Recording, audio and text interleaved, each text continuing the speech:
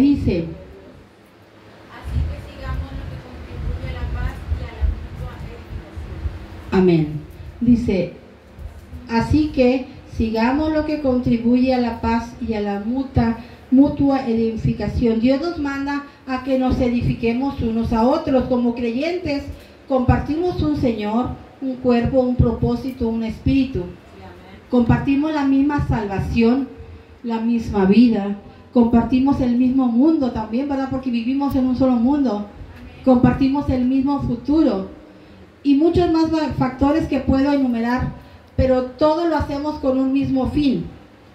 Estar siempre unidos en el vínculo de la paz, estar siempre en un solo espíritu, ¿sí?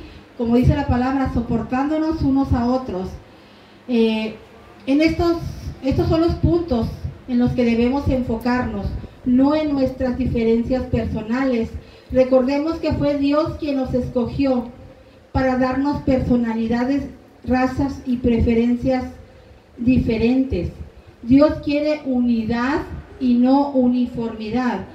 La uniformidad es cuando todos somos iguales y Dios no quiere eso. Por eso Dios nos dio un libre albedrío, aunque la palabra libre albedrío no viene en la Biblia, pero Dios nos dio a escoger, ¿verdad? ¿Queremos estar con el enemigo o queremos estar con Dios? Por eso Dios quiere unidad y no uniformidad. Y por causa de esa unidad no debemos permitir que las diferencias nos dividan. Debemos concentrarnos en lo que más importa, que es amarnos o aprender a amarnos como Cristo nos amó. Por lo general, el conflicto es una señal de que no estamos concentrados en otros, o de que estamos concentrados en otros asuntos que no son muy importantes para Dios. La división de la iglesia ocurre cuando dirigimos la mirada a las cosas que no edifican. Pero si nos concentramos en amarnos y en cumplir sus propósitos, el resultado es la armonía. Allí viene en 1 Corintios 1:10, aleluya. El consejo número 2 es que debemos ser realistas respecto a nuestras expectativas. Cuando descubrimos cómo Dios quiere que sea la verdadera comunión, es fácil desanimarnos por la diferencia de lo ideal, ¿verdad? Y la realidad de la iglesia. Sin embargo, debemos amar a la iglesia con pasión, pese a sus imperfecciones. Recuerde que no todos somos perfectos, ¿verdad? Que más bien no somos perfectos, tenemos nuestros errores o también cometemos horrores, pero así Dios nos ama. Y así también nosotros como hermanos debemos amarnos unos a otros, debemos de aprender a amarnos y a soportarnos. Habrá hermanos que nos van a defraudar, que nos van a decepcionar, pero eso no es ninguna excusa para no tener comunión con ellos. Porque buenos o malos son nuestra familia espiritual y aun cuando no actúen como tal, debemos amarlos. Las personas se desilusionan con la iglesia, con el cuerpo de Cristo, por muchas razones. La lista puede ser interminable: conflictos, traiciones, heridas, hipocresía, etc. Y en lugar de sorprendernos y asustarnos, debemos de recordar que la iglesia la formamos pecadores de carne y hueso, porque no somos perfectos.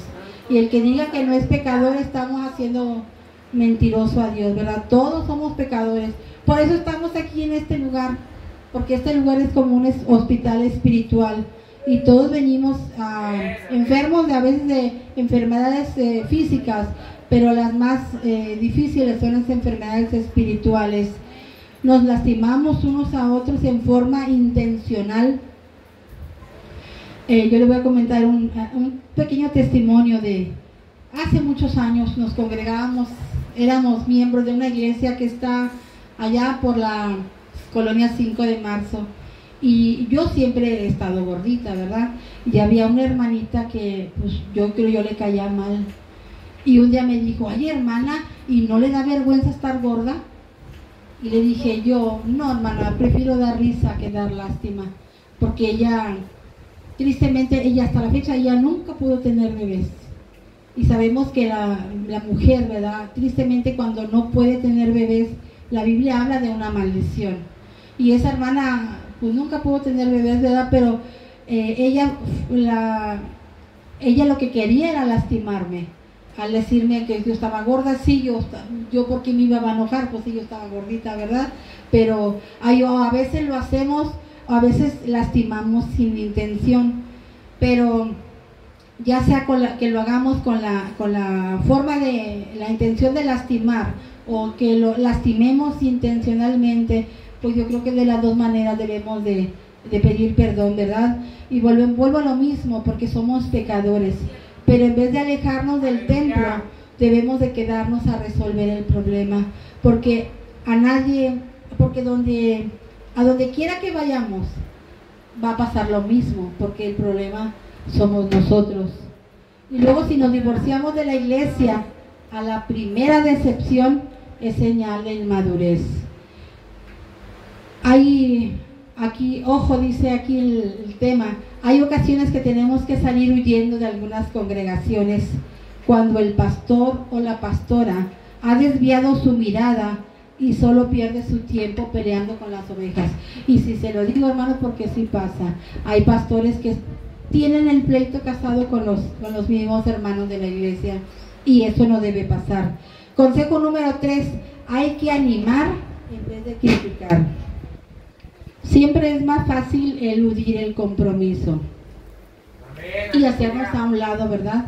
Para disipar dardos contra los que sí trabajan, que participar y apoyar. A veces hay hermanos que no trabajan, pero están critique y critique, o echándole a los hermanos que sí quieren trabajar para la edificación de la iglesia.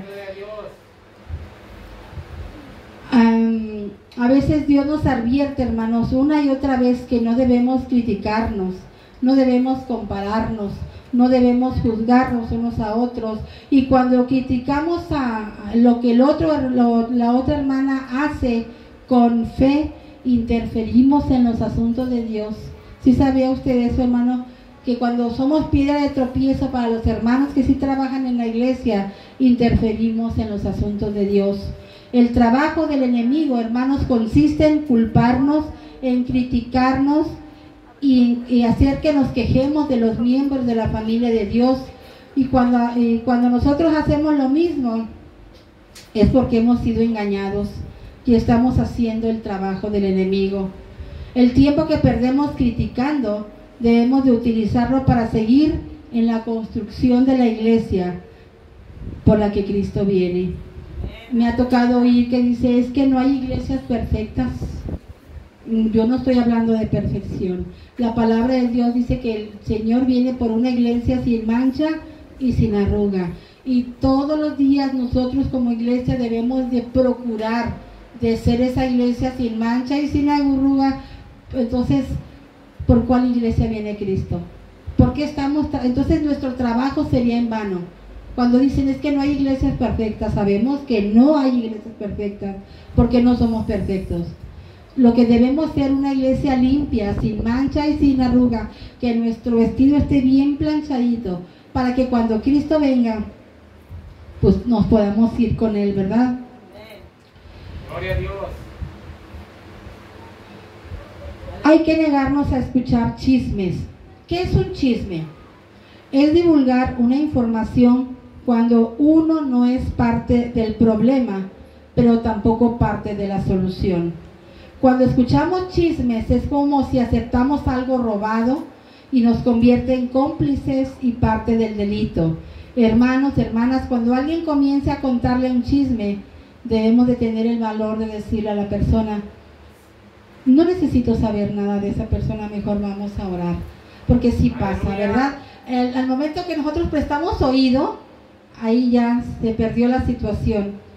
Cuando alguien le cuente un chisme, lo que no sabe es que también esa persona habla de usted. Si prestamos atención a los chismes, Dios nos llama alborotadores. Ahí nos vamos a Proverbios 16:28, Proverbios 17:4 y Proverbios 20:14. Como servidores de Dios, cada uno de nosotros tenemos la responsabilidad de trabajar unidos para que el reino de Dios se haga más grande.